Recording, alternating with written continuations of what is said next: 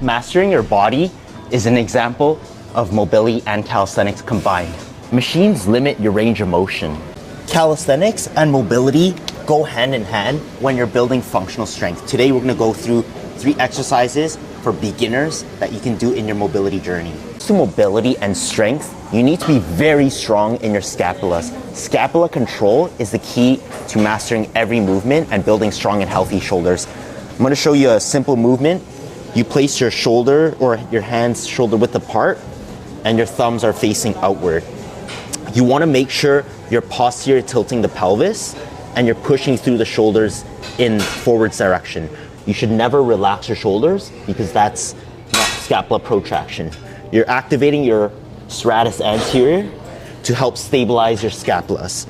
So for beginners, I would start off with this movement, and if it's too hard, go on your knees and work on not bending the elbows and pushing through the shoulders.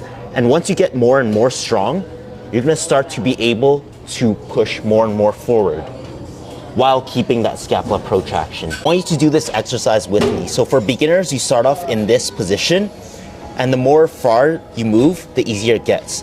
And you want to keep your elbows as straight as possible and push your shoulders into the ground. You want to relax your shoulders and then push away. 10 reps of these. For advanced, you will come up on the block. Coming on the block like this. Get your hips nice and high, elbows straight. Relax your shoulders and push toward the ground. Keeping that torso and core nice and tight so you're activating the entire body. 10 reps of these.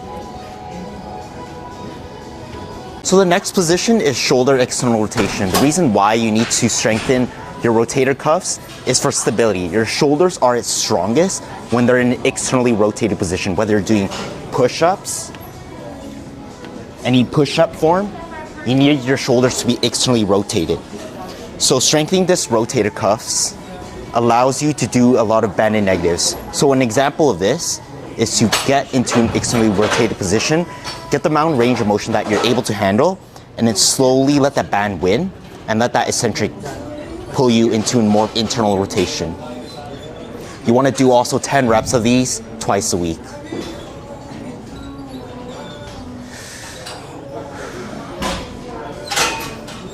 Would apply to calisthenics is, let's say if you hang on a bar, it's the easiest way to open up the shoulders.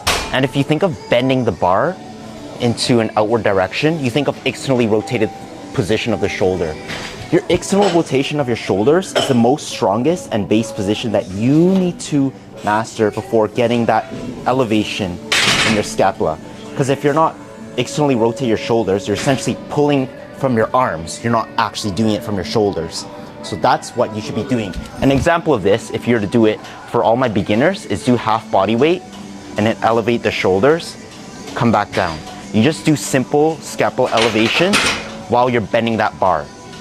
So bend that bar, scapula elevate, come back down, bend it, up, and relax. You want that full stretch in the lats to get the full range of motion. The last movement I want to show you is shoulder internal rotation. Shoulder internal rotation requires the shoulder to move inwards, while the other one in the video I showed you showed outwards. So we're in this sleeper stretch position, and you want to maintain the stretch, and you don't want to just stretch it, you want to strengthen it. So how we strengthen it in calisthenics and mobility is through what we call isometrics. So you hold this stretch for a minimum of 40 seconds. Once you have this stretch, what you're going to be doing is pushing your arm into the other arm. So it's going to almost look like this in the movement.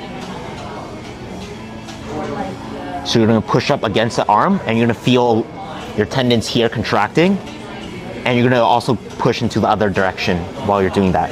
So 15 seconds, you're going to be pushing that arm outwards, followed by 15 seconds, pushing that arm downward and toward the ground. You want to make sure that shoulder isn't coming off the ground, so I wouldn't want to see anything like hiking up.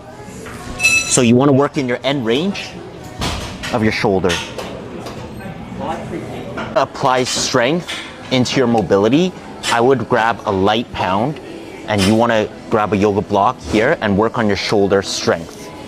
So what this is gonna do is pull your shoulders more into an internally rotated position, face forward. You wanna raise it up to the top and slowly let that dumbbell lower until you feel a stretch. And then that's your end range. Reset, come back up, and then slowly let the dumbbell move back down until you feel that stretch.